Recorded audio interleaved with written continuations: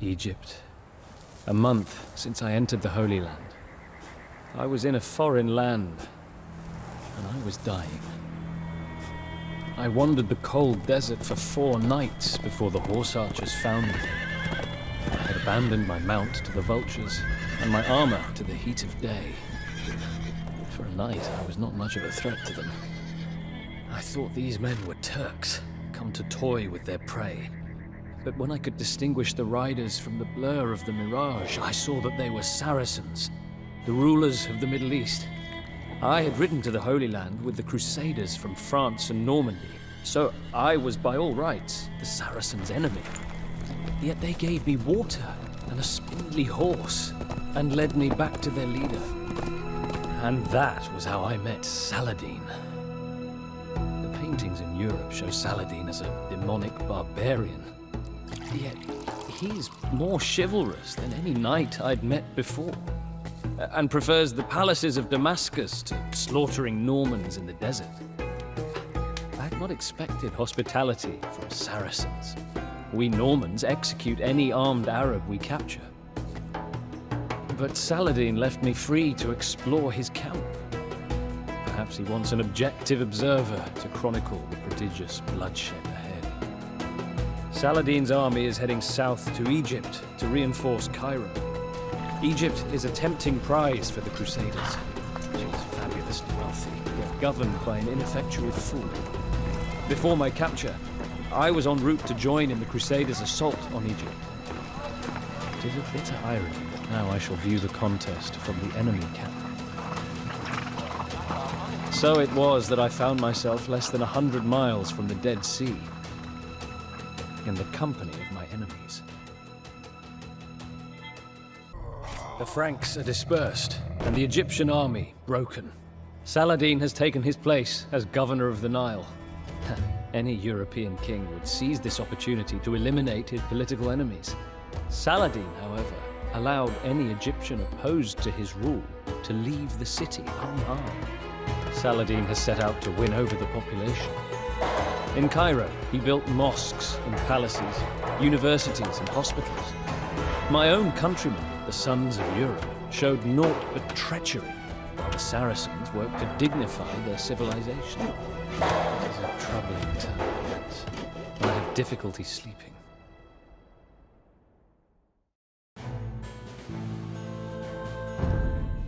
The holy city of Medina, year 15 of my capture. Volumes have I filled with my fatigued writings. Lord Saladin reads them only rarely. He speaks of greater events yet to come. The political boundaries in this endless desert have shifted as a result of 3 crusades. 4 Crusader states now exist in the Holy Land. After the Saracen victory in Egypt, the Crusader leaders realized that Saladin was worthy of their concern. They were quick to suggest a treaty. I hoped that with peace at last upon us, I would be returned to my own folk. But this peace, so short-lived, is already broken. And it is not Saracen, but Crusader that has violated his word of honor. Reynald de Chatillon, a wicked French knight, has been raiding Arab territory in defiance of the treaty. He attacks trade caravans, and his pirate ships threaten the Saracen holy cities of Medina and Mecca. Saladin, in his fury, has sworn to kill Reynald with his own hands. Although I am still a prisoner, Saladin and his generals dine with me. Over meals, we discuss mathematics and astronomy. I never imagined a race of desert folk could be so wise. Baghdad, the Saracen capital, is the most civilized city in the world, with free hospitals, public baths, a postal service, and banks with branches as far away as China. But as we eat, talk inevitably turns to war. Reynald's pirate vessels now rot at the bottom of the Red Sea. His raids have stopped. Reynald has escaped, but I suspect Saladin shall neither forgive nor forget.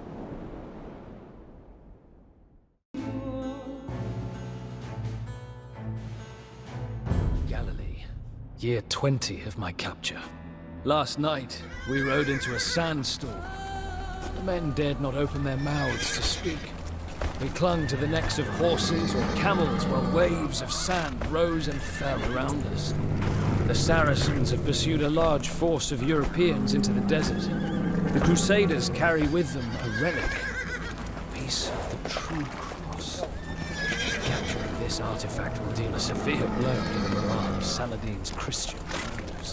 I asked Saladin why we were here, miles from civilization and water. He said, to bring crimson death to the blue-eyed enemy.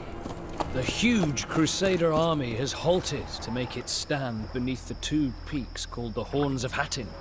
At the Horns is only a single pool of water, and Saladin controls it. At night, the Saracens ride out and extravagantly pour out vessels of water into the sand within sight of the thirst-crazed Europeans. It is cruelty worthy of a crusader. Fighting was fierce. The Crusaders had to conquer or die. Mostly, they died. Saladin has treated his prisoners well, providing them with ice water from the mountains and comfortable tents. For the first time in years, I have been able to speak to fellow countrymen, but I am unsure what to say to these invaders. Not all of the prisoners were treated so royally. Reynald de Chatillon was captured here and, fulfilling his vow, Saladin sliced off Reynald's head with his own scimitar. How ironic that it was only after the Crusaders entered their lands that the Saracens were transformed into the people that we set out to destroy.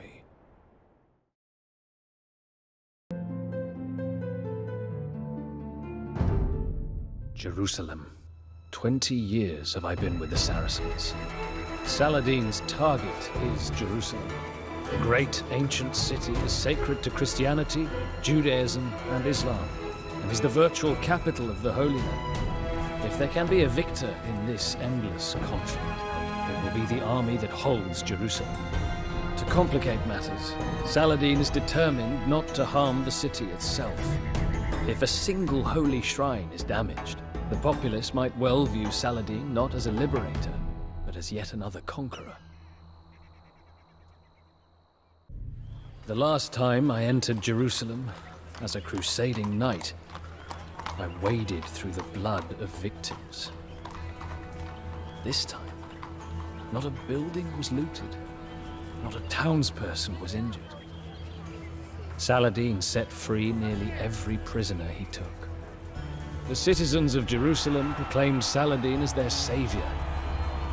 He offered to free me, but after 20 years in his service, I have decided to see this journey to the end.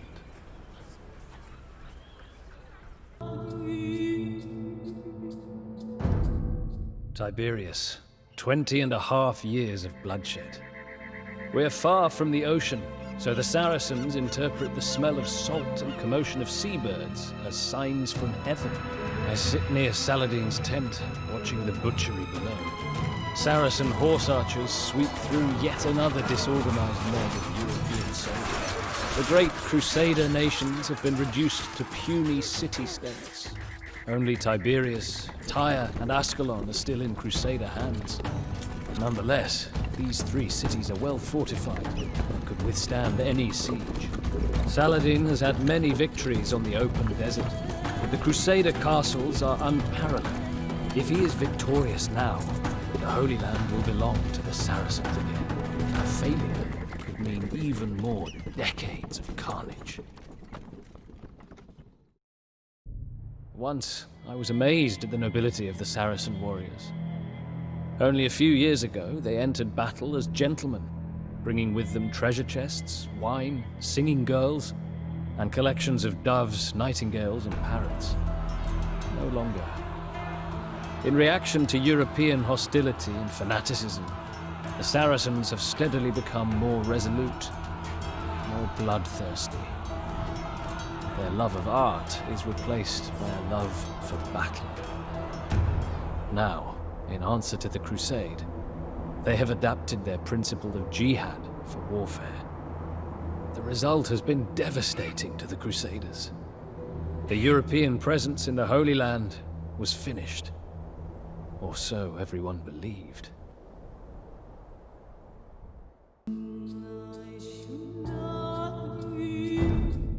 The city of Acre. Nearly 21 years have I ridden with Saladin.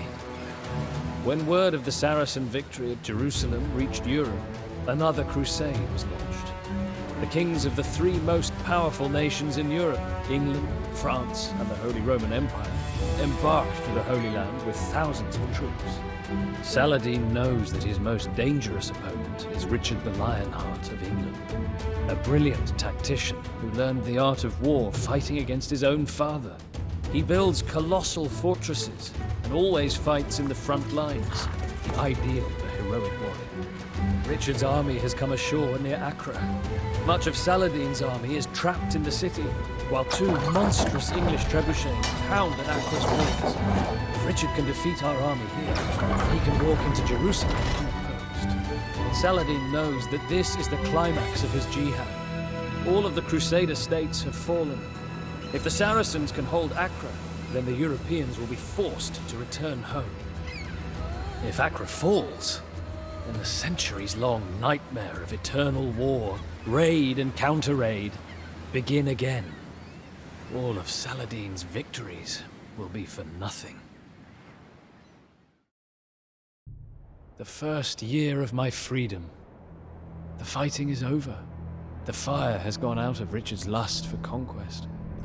The two respected adversaries have begun to speak, finally, of peace. War is not gentle with men's health. Richard fell ill with a fever.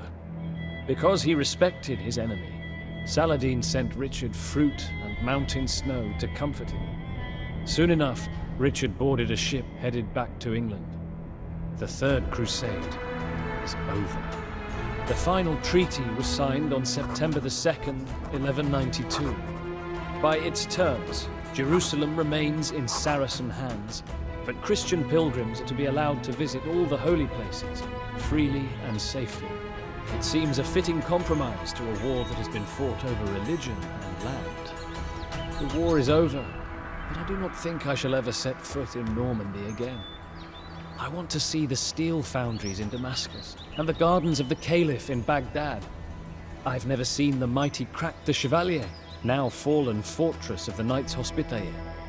The Holy Land has many wondrous sights, and I can spend a lifetime here. It is peace in the Holy Land, for the moment. Sadly, in a land so small, home to so many different cultures, birthplace of three of the world's great religions, I suspect that blood may one day stain the sand again.